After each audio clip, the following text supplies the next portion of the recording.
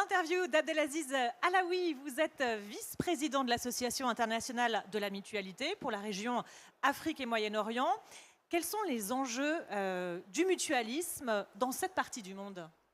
Merci d'abord de m'accueillir. Écoutez, j'en vois trois essentiellement. Le premier, et il est très important, c'est l'accès aux soins. Vous savez, dans de nombreux pays d'Afrique, des millions d'Africains n'ont pas accès à des soins de qualité. Et le mutualisme est une réponse concrète, adaptée aux réalités locales et fondée sur des principes de solidarité.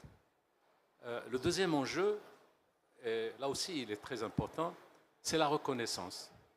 Il se trouve que trop souvent, les mutuelles sont absentes des politiques publiques. Or, ce sont des acteurs de terrain qui sont légitimes, expérimentés, qui méritent d'être pleinement intégrés dans les stratégies nationales de couverture de santé universelle. Ça fait partie des quelques enjeux du mutualisme sur ce continent, Afrique, Moyen-Orient. Est-ce qu'il y en a d'autres? Il y en a effectivement d'autres. Et la troisième, c'est l'enjeu d'investissement. Il va falloir former, digitaliser, structurer les mutuelles pour qu'elles puissent jouer leur rôle à plein. Et cela, l'AIM s'y attelle activement avec ses membres. Alors on comprend que les mutuelles sont des partenaires stratégiques des politiques publiques de santé et qui inventent aussi les nouvelles solidarités. Absolument. Les mutuelles sont bien plus que des gestionnaires de prestations. Ce sont des partenaires stratégiques, proches des communautés et capables de remonter les besoins réels des populations. Elles invitent à de nouvelles formes de solidarité, effectivement, comme vous venez de le souligner, parfois là où l'État ne va pas.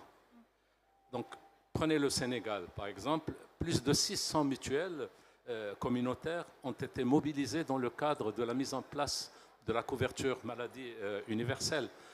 Elles permettent à des populations rurales ou du secteur informel d'avoir accès aux soins avec un mécanisme solidaire de cotisation. Aujourd'hui, alors que l'État réforme ce modèle, le défi est de ne pas perdre ce lien de proximité. Par exemple, au Burundi, où les mutuelles participent aujourd'hui activement au déploiement de la couverture santé universelle, ou encore au Liban, où certaines mutuelles sont devenues un filet de sécurité pour des populations en temps de crise. Leur approche est centrée sur l'humain, pas le profit.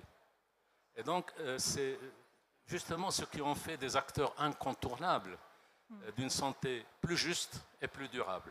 Alors, comment développer l'attractivité du modèle mutualiste dans cette partie du monde? C'est un vrai enjeu, notamment pour les nouvelles générations qui ne se représentent pas l'intérêt de la mutualité. En Côte d'Ivoire, l'Union nationale de la mutualité de Côte d'Ivoire a lancé un programme de jeunes ambassadeurs mutualistes. Des jeunes sont formés, vont dans les quartiers, dans les lycées, parlent aux autres jeunes de prévention et d'adhésion. C'est une façon très concrète de transmettre les valeurs mutualistes.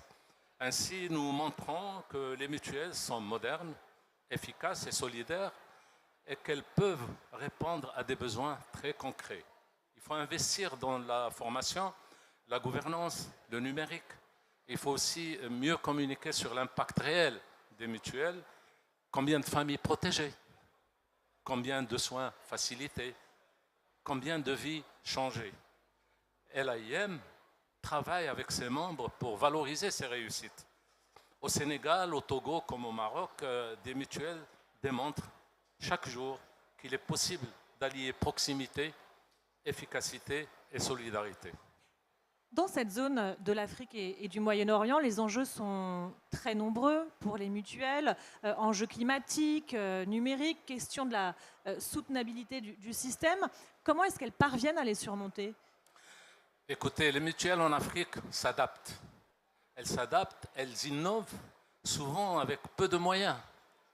Sur le plan climatique, certaines mutuelles rurales commencent à intégrer la prévention des risques environnementaux dans leur action. Sur le plan numérique, plusieurs pays testent des plateformes digitales mutualisées, comme au Togo et en Côte d'Ivoire.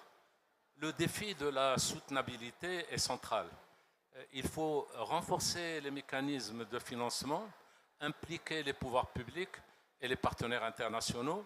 Et l'AIM plaide pour que des cadres juridiques solides, pour que les mutuelles soient durablement soutenues. Une toute dernière question, Abdelaziz Alaoui. Pour quelle raison est-ce que le congrès de la mutualité française est si important pour vous? Pour des raisons tellement évidentes. Parce que d'abord, il permet de porter la voix des mutuelles du Sud au cœur d'un espace international de dialogue. Ce congrès est un moment unique pour échanger, créer des ponts, s'inspirer. C'est aussi un espace où l'on peut affirmer que le mutualisme n'est pas un modèle du passé. C'est un modèle d'avenir, y compris en Afrique et au Moyen-Orient. Et puis, c'est un moment fort pour rappeler une conviction. Il n'y aura pas de santé universelle sans solidarité et il n'y aura jamais de solidarité durable sans mutuelle forte. Et le message est bien passé. Merci beaucoup, Abdelaziz Alaoui, pour Merci cet à vous. entretien. Merci à vous. À plus tard.